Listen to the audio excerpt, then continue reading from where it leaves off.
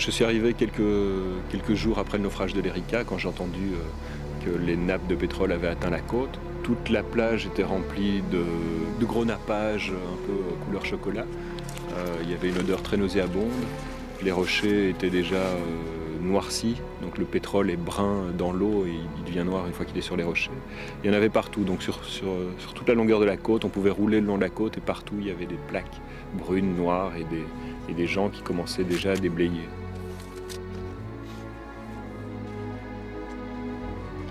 Ce qui était impressionnant, c'est qu'il n'y avait plus un seul oiseau, donc il n'y avait plus de bruit. La mer aussi était très calme parce que le pétrole est assez lourd et donc tasse la mer et calme la mer, donc on n'entendait quasiment plus le bruit des vagues et plus le bruit des oiseaux. Oil pollution is one of the many scourges which threaten the marine environment, and the sinking of an oil tanker is obviously a huge disaster. Every year, 240 million tons of petroleum products are moved through the English Channel, the equivalent to 1,000 tankers like the Amoco Cadiz. In 1978, when that Liberian tanker went down, Michel Marchand, a specialist in pollution accidents, was already on the case.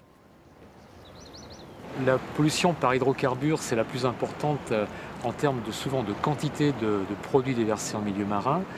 Ce que l'on peut dire d'une manière très générale, c'est que les années noires, ma manière de parler, ont eu lieu durant les années 70 et donc qui ont été marquées par fin des années 60 par la pollution du Torrey Canyon, en France par la pollution de l'Amoco Cadiz qui a correspondu à un déversement de plus de 200 000 tonnes de pétrole à une distance de 2 km de la côte.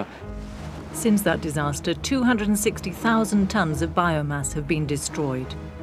The type of petroleum products transported will determine how bad the pollution is. In the case of the wreck of the oil tanker Erika in 1999, the heavy oil caused the formation of a huge slick, which killed tens of thousands of birds. Such pollution also has an effect on the local economy. After the Erika disaster, the shellfish industry was badly hit by the pollution. The shellfish was unfit to eat, and there was a considerable loss of earnings. And here in the salt marshes in the Garonne region of France, the salt producers were also affected. Évidemment, si le pétrole était rentré dans ces marais, ça aurait été une catastrophe à la fois écologique, parce que ce sont des zones où il y a une activité faunistique qui est importante, et en même temps une activité économique réelle qui représente une production, je crois, de 30 000 tonnes de sel tous les ans. As a precaution, the production of sea salt was eventually suspended for a year. In October 2000, the Italian chemical tanker Levolis Sun sank off the French port of La Hague, a reminder that petroleum products are not the only threat to the marine environment. En termes de quantité de produits rejetés en mer, bien évidemment, les produits chimiques sont en quantité plus faible. Par contre, on est dans des situations extrêmement complexes parce qu'on a une diversité de réactivité, de comportement des produits chimiques qui représente un panel de situations qui est beaucoup plus grande que pour les hydrocarbures. Je crois qu'une image plastique ou esthétique peut interpeller un spectateur. C'est-à-dire qu'il va alors aller vers cette image et à lui de se poser les bonnes questions, donc par rapport au sujet qui est photographié, par rapport à ce qui est représenté, par rapport aux transformations elles-mêmes du paysage et sa représentation. It's vital to increase awareness of the dangers to our seas and to fight back, which is why the European Commission is sounding the alarm. Brussels has decided to target a number of problems, because the pollution caused by the emptying of fuel tanks by ships out at sea is just as worrying as the oil slicks, if not so spectacular. Europe also wants to draw attention to heavy metals and chemicals from industrial waste, to the introduction of new species which have a detrimental effect on local biodiversity. There's the pollution caused by sewage discharge, a particular concern in tourist areas. And there's more. Our oceans are badly managed. Firstly, it would seem by the fishermen. If pollution threatens marine flora and fauna, overfishing threatens the very existence of certain species in some European seas. Il y a une dizaine d'années, c'est-à-dire les scientifiques parlaient de surexploitation depuis plus de 20 ans. On entendait parler de ces choses, mais les pêcheurs n'en avaient pas conscience.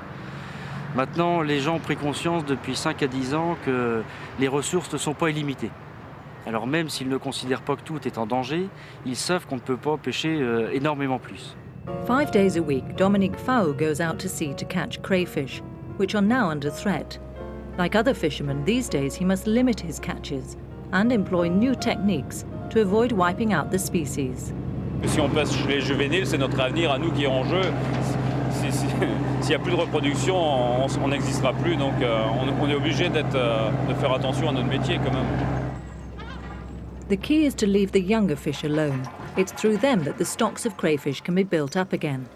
By sparing them, the fishermen can protect this important resource for the local economy. Oh oui, il y a une conscience collective. Bon, déjà, il y a un travail de sélectivité qui a été fait sur le petit merluchon. Pratiquement toute la flottille a passé à des grands maillages dans le grand dos et les ailes du chalut. Donc, ce qui laisse passer les juvéniles au niveau des merluchons et puis des autres poissons. Increasing the mesh size of the nets is the most acceptable solution for the fishermen, but other tougher restrictions are being proposed, such as cutting boat numbers and reducing fishing days.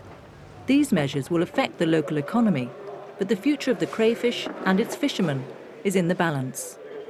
À terme, il est certain que le nombre de bateaux ne peut plus augmenter. On risque de poursuivre une diminution de la flottille et une diminution de marins, mais pour avoir une flottille très performante et avec des gens qui gagnent bien leur vie et qui marchent bien. If some fish look likely to disappear in the marine world, certain algae are doing quite the opposite. Take, for example, the Ulvae americana, a green algae which is marching its way across certain areas of Europe. Alors voilà l'objet de la marée verte. En fait, c'est une algue très très fine qui se déchire facilement et qui, chaque petit morceau va se remettre à croître, donc à proliférer. Two factors favour the proliferation of this algae. The geographical situation, a bay which literally traps the algae on the coast, and above all, an abundance of nitrates from the excessive use of fertilisers from intensive farming. These nitrates find their way into the sea in rivers and streams.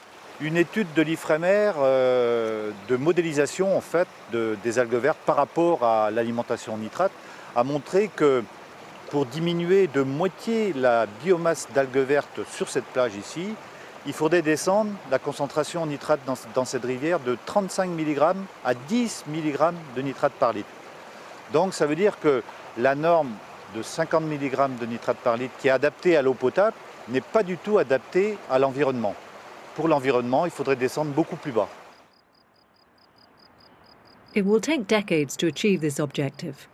Realising this, farmers are starting to be aware of the part they play in the spread of Ulvae americana. Ces nitrates proviennent de deux directions. Il y a les engrais chimiques, et puis il y a les engrais organiques qui sont quand même la plus grosse partie en Bretagne aujourd'hui. Et les engrais organiques, c'est toutes les déjections qui proviennent des animaux. Le gros combat aujourd'hui, c'est de pouvoir maîtriser toutes ces déjections organiques. But a plant will always need to be fed to grow. So it's necessary to use fertilisers, but at the right time and in the right quantity. In the meantime, new solutions are being looked for. Local authorities have started to collect algae on the beaches. It's a case of return to sender. The algae are then spread onto the farmers' fields as a fertiliser. The technique is carefully controlled and offers an acceptable short-term solution, which goes a little way to reducing the problem. But the decomposition of the algae on the beach increases the presence of bacteria. It can make bathing waters dangerous and threaten shellfish. However, this is nothing in comparison to the toxicity of another algae, Dinophysis.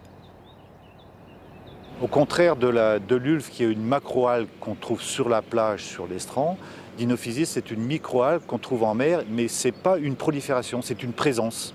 400 cellules par litre. C'est pas grand-chose, c'est même pas visible. Or, elle est toxique quand elle est ingérée par les coquillages. Les coquillages la concentrent et le coquillage devient toxique à la consommation. Recent scientific research has shown that there is a link between the development of Dinophysis and residue from agricultural fertilisers.